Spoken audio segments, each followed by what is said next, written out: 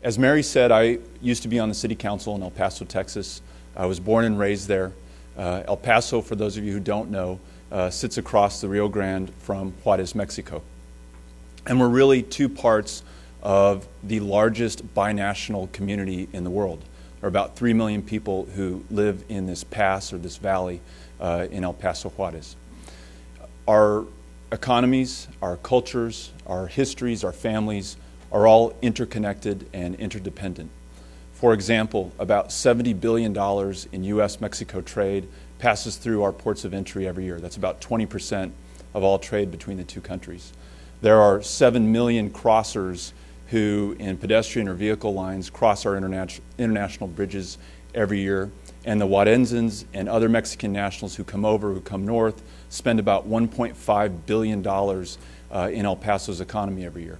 And conservatively speaking, and this is an estimate from the Federal Reserve Board Dallas branch, there are about 50,000 jobs in a city of 800,000 in El Paso, 50,000 jobs that are dependent on all that cross-border trade, commerce, and retail customers who cross those bridges. And the incalculable part of our relationship, the families, the culture, the history, is obviously harder to quantify, but is just as or more important. So when in 2008, more than 1,600 people were brutally murdered in Juarez in the most horrific fashion, the most terroristic manner conceivable, everyone took note. The previous year, in 2007, a little over 300 people had been killed in Juarez, and that was considered a significant spike in violence from the year before. And so many of us began to ask, why is this happening? What's going on? Because from a moral imperative, when people are dying in your community, or a self-interested motive of your economy and the economic and jobs driver in your community is at stake, you want to find out what's going on.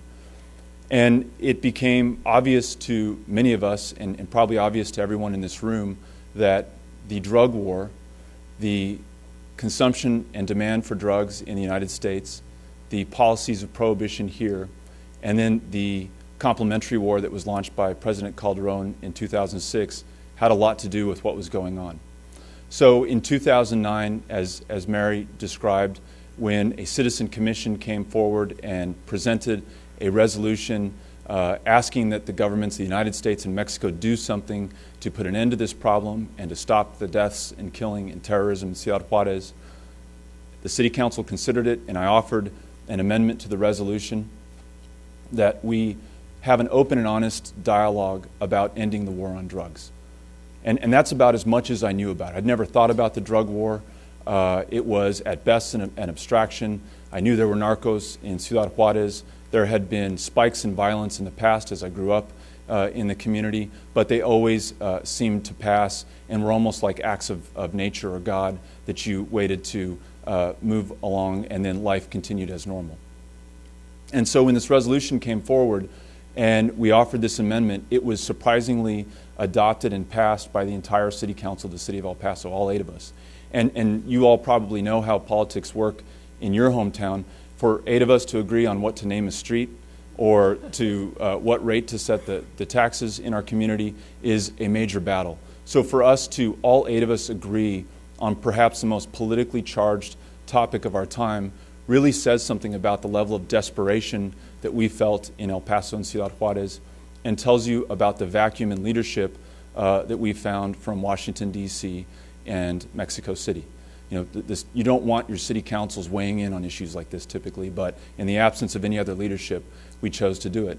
And as Mary said, we received a lot of pressure, most notably from our congressman, to stop this. And the threat was, and it's the threat that we heard the former foreign secretary talk about in Mexico, and we know other Latin American leaders face this, the threat in El Paso, Texas, the 3rd poorest city in the United States. One of the zip codes I represent, the average per capita income is $6,700 a year.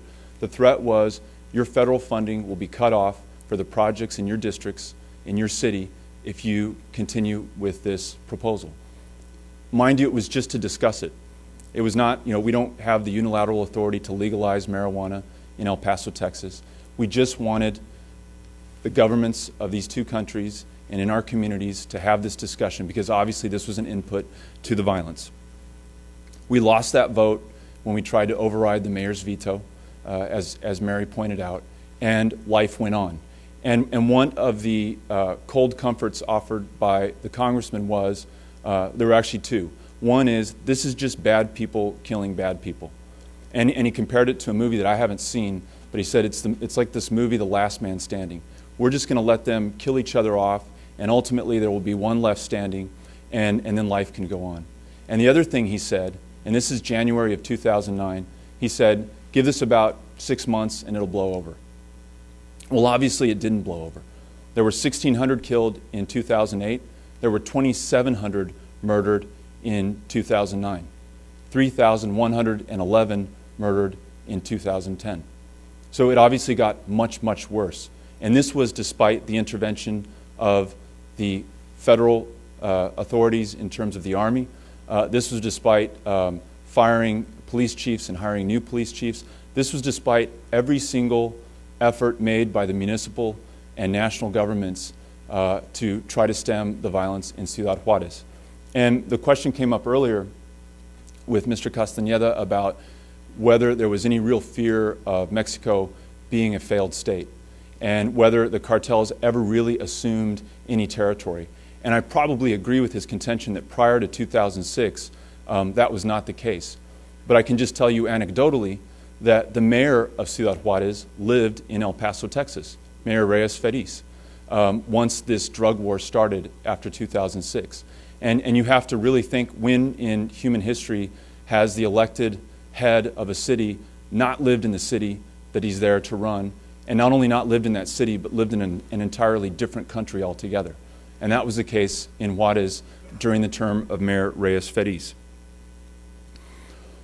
When you're speaking in such large numbers, 1,600, 2,700, 3,100, these people, these lives can become abstractions to some of us, and they certainly are for the federal governments of the United States and Mexico.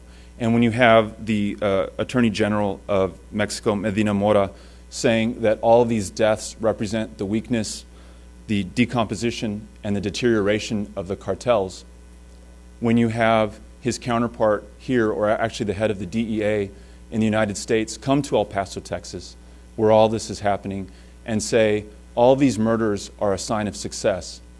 When you hear this kind of Orwellian doublespeak where death equals victory, then you really have to question your most basic assumptions about who's leading, who's following, and what you can expect from the policies in place. And that's why, interestingly enough, the border, a city council member, an entire city council in El Paso, Texas, decided and basically were forced to take the lead on a very controversial issue. But it's an issue whose time has come, very clearly, given this conference, given the Gallup poll that was cited earlier, given the comments by President Calderon, the person who launched this drug war, who very recently said that we need to start exploring market alternatives. It's very clear where we're going. The case that makes this more human and less of an abstraction for me is the case of Raul Ramirez, who in 2009 was traveling with his father in the Anapra neighborhood. My wife, Amy, who's here with me, and I both live in Sunset Heights, which is a neighborhood in El Paso that was founded by Porfirio Diaz loyalists during the Mexican Revolution, which, by the way, was planned, headquartered, and launched from El Paso, Texas. And the Battle of Juarez was one of the truly decisive battles during that revolution. And these loyalists who left Mexico and Juarez came and settled Sunset Heights, where we live. And in fact, we live right off of Porfirio Diaz Street, probably one of the few neighborhoods in the world named after the former dictator. And from that street, I can see the Anapra neighborhood where Raul Ramirez was driving on November 13th, 2009 with his father. And Raul was a true fronterizo. He lived his life on both sides of the border. His parents lived in Juarez. He spent the school week in El Paso going to Glen Cove Elementary in El Paso, Texas, and then on the weekends would spend that time with his family. And as they were driving through the Anapra neighborhood, gunmen approached his father's car in a separate car, opened fire, killing his father almost instantly. And as the car rolled to a stop in a traffic circle that I can see from my house, Raul opens the door. He's 7 years old, opens the door and runs for his life.